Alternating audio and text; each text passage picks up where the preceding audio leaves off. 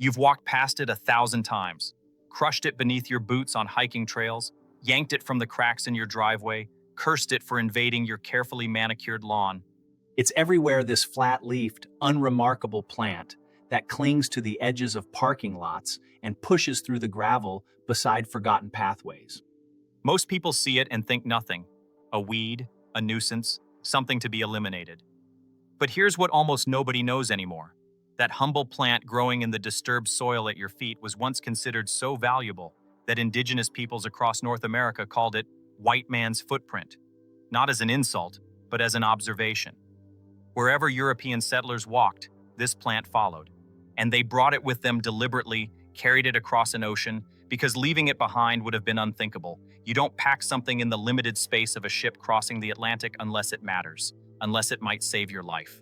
We're talking about Plantago major broadleaf plantain, and somewhere between then and now we forgot why it mattered. Today I want to tell you about what we lost, not just a plant, but a kind of knowledge that humans carried for thousands of years. The kind of wisdom that meant the difference between a wound that healed and one that killed you, between hunger and survival, between suffering and relief. It's a strange thing, forgetting. We think of knowledge as something that accumulates, that builds, that grows. We rarely consider what happens when it simply slips away. So let's go back, way back. Long before anyone called it a weed, Plantago major was medicine. The ancient Greeks knew it, the Romans knew it. Medieval Europeans knew it so well that nearly every herbal text from the period mentions it, often in the opening pages, alongside the most essential remedies. The Anglo-Saxons included it in their 9 sacred herbs, a collection of plants so important they were immortalized in poetry, in ritual, in the very fabric of healing practice. This wasn't folk superstition.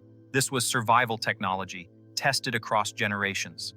But it's when we look to the indigenous peoples of North America that the story becomes truly fascinating, because they noticed something about this plant that tells us everything we need to know about how closely they observed the natural world. They saw that Plantago major wasn't native to their lands. They saw that it appeared wherever Europeans established stablets, spreading along their trails, thriving in the compacted, disturbed soil created by boots and wagon wheels. Hence the name, white man's footprint. And here's the remarkable part. They didn't just notice it, they studied it, they tested it, and they discovered that this foreign plant worked just as well, if not better, than some of their own traditional remedies for certain ailments. Think about what that means. Imagine being so intimately connected with plants, so knowledgeable about their properties, that you could encounter a completely new species and within a generation, integrate it into your healing practices with precision. The Cherokee used it for wounds and skin problems. The Iroquois applied it to burns, cuts, and bruises.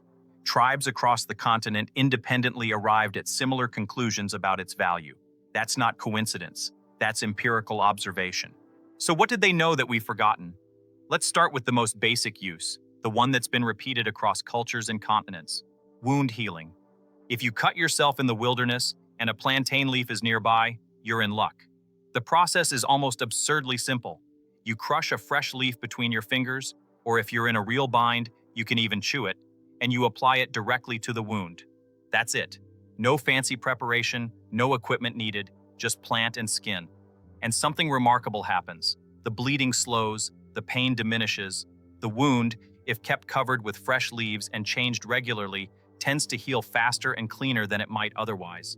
Infections that might have taken hold often don't. For countless generations, this was common knowledge. Soldiers carried dried plantain leaves in their packs. Mothers taught their children which plants could help them when they scraped their knees. Travelers knew to look for those broad-ribbed leaves when accidents happened far from home.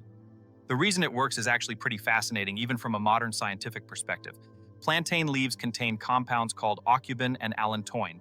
Aucubin has antibacterial properties. It actively fights the kind of microorganisms that cause infections. Allantoin promotes cell growth and tissue regeneration. Together, they create an environment where healing happens more efficiently. The plant also has tannins, which are astringent, meaning they help contract tissues and reduce bleeding. All of this is packaged in a leaf that grows practically everywhere humans live. But wounds aren't the only thing plantain addresses. There's another use that's been recorded across multiple continents: insect bites and stings. Anyone who spent time outdoors knows that particular brand of misery, the itching, the swelling, the way a mosquito bite can dominate your attention for hours. Plantain has this almost magical ability to draw the heat inflammation out of bites and stings. Bee sting? Crush a plantain leaf and apply it. Mosquito bite driving you crazy? Same solution. Even more intense reactions like spider bites respond well to plantain poultices. People who've used it describe a cooling sensation, a reduction in swelling, and most importantly, relief from that maddening itch. There's a theory about why it works so well for this. Plantain appears to have anti-inflammatory compounds that help calm the body's overreaction to foreign proteins, which is essentially what an allergic response to a bite or sting is. It also seems to help draw out toxins and reduce histamine response. Again, this wasn't worked out in a laboratory first and then applied. This was discovered through centuries of trial and observation, knowledge passed down because it worked. Then there's the internal uses. Plantain wasn't just applied to the outside of the body, it was taken internally as well, usually as a tea. The tea is mild, slightly bitter, earthy, in a way that somehow tastes medicinal without being unpleasant. People drank it for respiratory issues, coughs, bronchitis, sore throats. There's something about plantain that soothes irritated mucous membranes. It's demulcent, meaning it coats and protects inflamed tissues. If you've ever had a cough that just wouldn't quit, the kind that leaves your throat raw and your chest aching, plantain tea was the go-to remedy in traditional European and American households. Not as a cure necessarily, but as relief. And sometimes, relief is everything. The tea was also used for digestive complaints, gentle enough for children, given for everything from upset stomachs to diarrhea. And this brings us to one of plantain's most interesting features: its seeds. Those tall seed spikes that shoot up from the center of the plant in late summer, those contain something called psyllium. If that word sounds familiar, it should. Psyllium is the main ingredient in modern fiber supplements like Metamucil. It's a mucilaginous substance that swells with water and helps regulate digestion. Too loose, it firms things up. Too firm, it softens things down. Our ancestors didn't know the chemistry, but they knew it worked. They collected those seeds, dried them, and used them for digestive health long before anyone put psyllium in a capsule and sold it in a drugstore. And then there's the food aspect, because yes, plantain is edible. Not delicious necessarily, the leaves are fibrous and can be bitter, especially as they age, but edible, nutritious, and freely available. Young leaves can be eaten raw in salads, though they're better cooked. Older leaves are too tough for that, but they can be boiled like any tough green, changed through a couple of waters if you want to reduce the bitterness. In times of famine, in times of war, in times when regular food sources failed, people ate plantain. It kept them alive. The seeds too, gathered, ground, mixed into gruels and breads. Not gourmet fare, but sustenance. Calories and nutrients when they were needed most. There are accounts from World War II of people in occupied territories surviving on foraged foods, and plantain appears repeatedly in those stories, not as a preferred food, but as an available one. As something that grew in bombed-out lots and abandoned gardens, something that persisted when cultivated crops failed. That's the thing about plantain. It thrives on disturbance. It loves compacted soil, areas where nothing else will grow. It's a pioneer species, one of the first to colonize damaged ground, which means it shows up exactly when and where humans need it most. Now you might be wondering, if this plant is so useful, why did we forget about it? How does knowledge this valuable just disappear? The answer is complicated, but it comes down to a few key shifts in how we relate to the world around us. First, there's the move from rural to urban living, when the majority of people lived on or near land, when they had daily contact with wild plants. This kind of knowledge was maintained naturally. You learned it because you needed it. Your grandmother showed you which plants were useful, your neighbor reminded you how to prepare them, your own experience confirmed their value. But as people moved to cities, as that direct contact with wild spaces diminished, the knowledge stopped being transmitted. It wasn't needed anymore, or so it seemed. Second, there's the professionalization and commercialization of medicine. As pharmaceutical companies developed, as standardized treatments became available, as going to a doctor or buying something from a pharmacy became the norm, folk remedies started to seem quaint at best, dangerous at best. And look, modern medicine is a miracle. Antibiotics, surgery, vaccines, these have saved countless lives. But in the rush to embrace the new, we discarded the old wholesale, often without really evaluating what was being lost. Some of what was discarded was indeed useless or harmful, but some of it, quite a lot of it actually, was valuable, tested, and effective. Third, there's something more subtle, the idea that anything truly useful must be exotic, must come from far away, must be expensive or difficult to obtain. We've been conditioned to trust things that come in packages, that have official labels, that cost money. The idea that the most effective remedy for a wound might be growing in your own yard seems too simple, too good to be true. We've lost trust in the accessible, the free, the ordinary. But here's what modern science has started to rediscover. Our ancestors weren't stupid. When a plant remedy persists across multiple cultures, across thousands of miles and hundreds of years, it's worth taking seriously. And when researchers have actually studied Plantago major in laboratory settings, they've found that many of the traditional uses hold up. The antibacterial properties are real, the wound healing effects are measurable, the anti-inflammatory action can be demonstrated, the plant works, not in some mystical, untestable way, but in concrete, observable ways that science can now explain. Studies have isolated specific compounds from plantain, polysaccharides, iridoid glycosides, flavonoids, and shown their biological activity. One study found that plantain extracts significantly accelerated wound closure in laboratory models. Another demonstrated antibacterial activity against several common pathogens. Yet another confirmed anti-inflammatory effects comparable to some pharmaceutical options. The research is out there, published in peer-reviewed journals, but it exists in a strange parallel universe separate from common knowledge. We have scientific confirmation of what was once everyday wisdom, but somehow that hasn't translated into renewed awareness.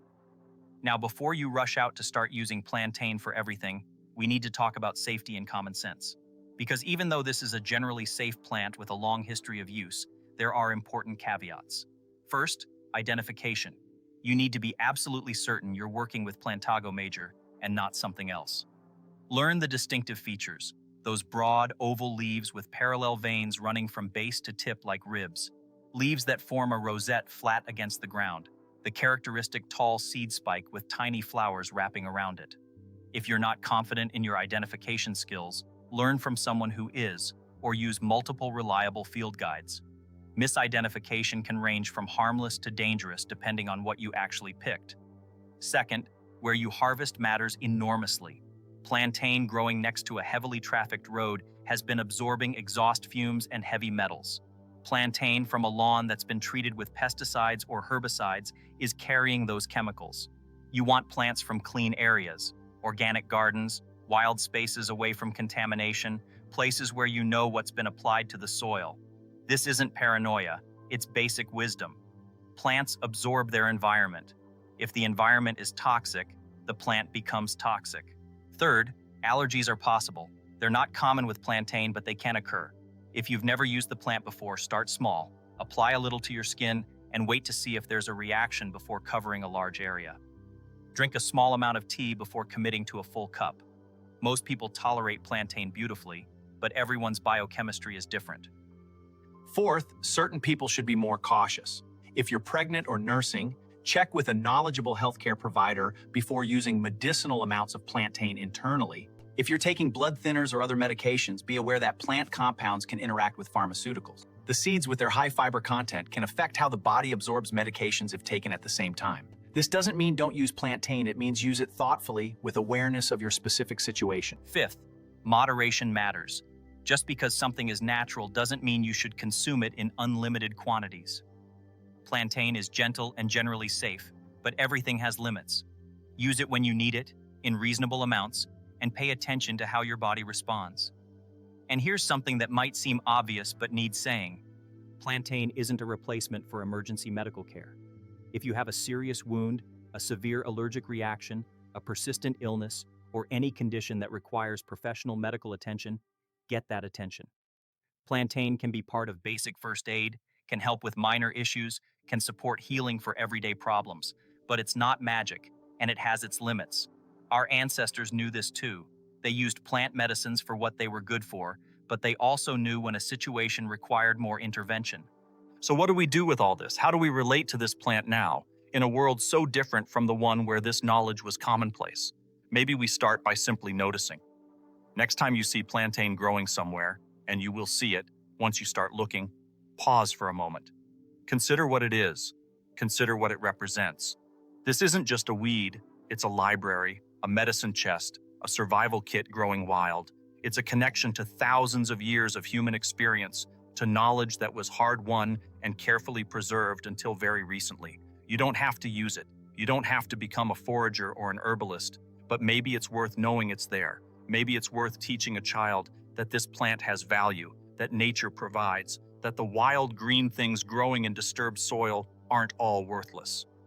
Maybe it's worth questioning the assumption that anything truly useful must be far away, expensive, or expert approved.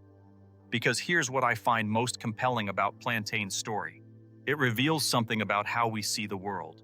We tend to believe that value is scarce, that useful things are rare, that we need specialists and intermediaries to access what we need. And sometimes that's true. But sometimes, more often than we remember, what we need is abundant, accessible, and right beneath our feet. We just stop looking down. The most powerful medicines aren't always exotic. The most valuable knowledge isn't always complex. Sometimes the extraordinary is hiding inside the ordinary, waiting to be recognized again. Plantago major is growing in the cracks of sidewalks, in abandoned lots, in the margins of parking lots, doing what it has always done, healing, nourishing, persisting. It never forgot what it was. We just forgot to remember. And maybe that's the real lesson here. Not just about one plant, but about attention, about value, about what we choose to notice or ignore.